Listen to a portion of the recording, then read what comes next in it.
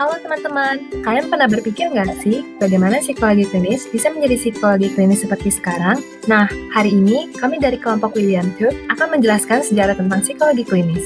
Oh iya, halo teman-teman semua. Jadi begini awalnya, psikologi klinis berawal dari sekitar tahun 1700-an hingga 1800-an, di mana keempat orang dari berbagai penjuru dunia bersimpati kepada orang-orang sakit jiwa yang diperlakukan dengan tidak baik. Keempat orang ini memutuskan untuk mengubah perlakuan kepada mereka pada zaman itu. Orang-orang dengan hati lembut ini bernama William Tube, Philip Pinel, Ellie Todd, dan Dorothy Dix. Loh, memangnya mereka dulu diperlakukan seperti apa? Dulu mereka diperlakukan dengan kurang manusiawi, seperti diborgol, hidup di tempat yang kurang bersih, dan dirawat dengan tidak hormat. Namun, keempat tokoh tadi membuat orang-orang sakit jiwa hidup di tempat yang bersih, diberi makanan yang cukup dan bergizi, dan juga diperlakukan oleh perawat dengan hormat layaknya manusia normal. Lalu, cara tahu kalau mereka memiliki kelainan mental itu seperti apa? Pertanyaan yang menarik. Oleh karena itu, pada tahun 1840, ada diagnosa untuk orang yang berkelainan mental.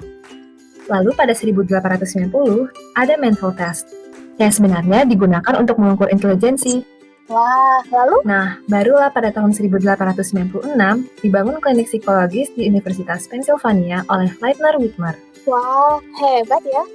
Selanjutnya, memasuki awal 1900-an, pemerintah Prancis mencari bantuan untuk menentukan siswa dari sekolah umum mana yang memenuhi syarat untuk mendapatkan layanan khusus. Syarat seperti kualifikasi bagi siswa yang memiliki IQ tinggi. Yap, betul sekali. Maka dari itu, Alfred Binet bersama temannya Theodore Simon menciptakan tes intelijensi pertama yang dinamakan tes intelijensi Binet-Simon tahun 1905. Wah, berarti tes IQ sudah dikenal sejak lama ya?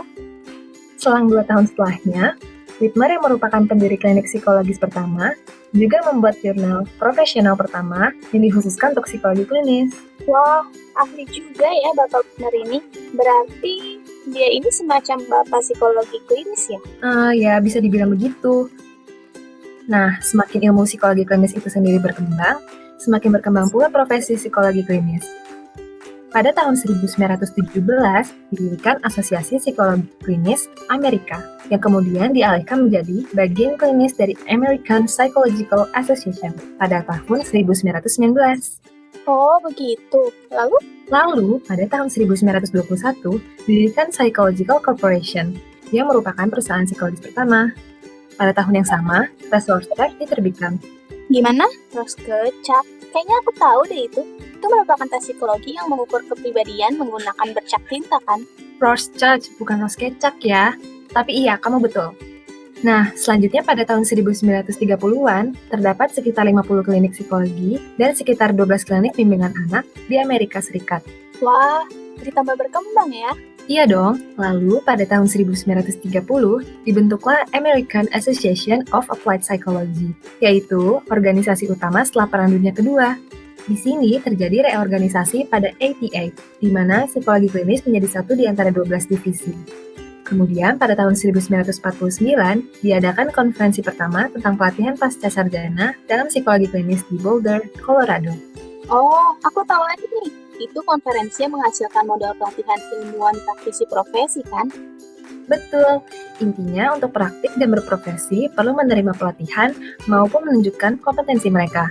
Sehingga ada deh program pasca sarjana untuk psikolog klinis yang kalau mereka lulus akan diberikan gelar PhD. Nah, pada 1950 sampai 1970, simpelnya sih setelah temuan Freud, jadi banyak juga yang mengeksplor dan membuat teori untuk psikoanalisa. Lalu mulai tahun 1952, banyak alat ukur yang mulai dipublikasikan, seperti DSM, WISE, MMPI, dan lain-lainnya. Wah, hebat. Oh iya, zaman-zaman itu kan merupakan waktu di mana banyak riset yang hasilnya mengorbankan beberapa manusia kan ya?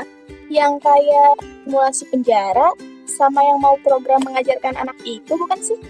Iya, bukan manusianya sih yang dikorbankan, tapi ya mereka dirugikan.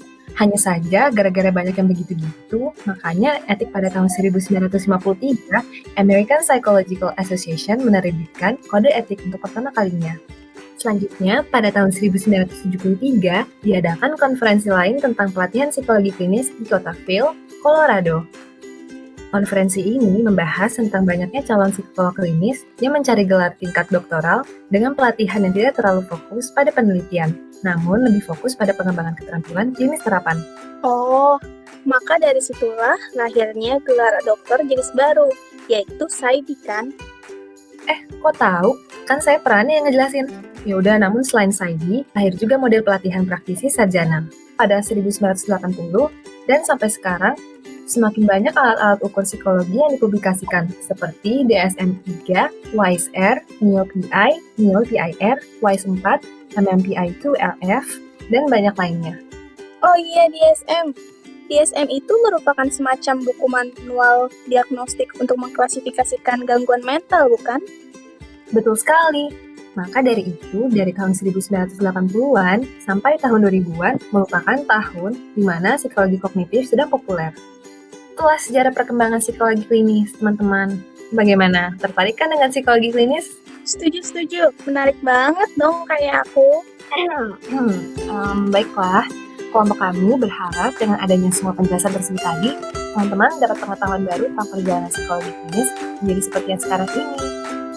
Nah, begitu teman-teman. Tetap jaga kesehatan semua, dan jangan lupa bahagia ya. Adios dari kami. Sampai jumpa di lain kesempatan. Dadah!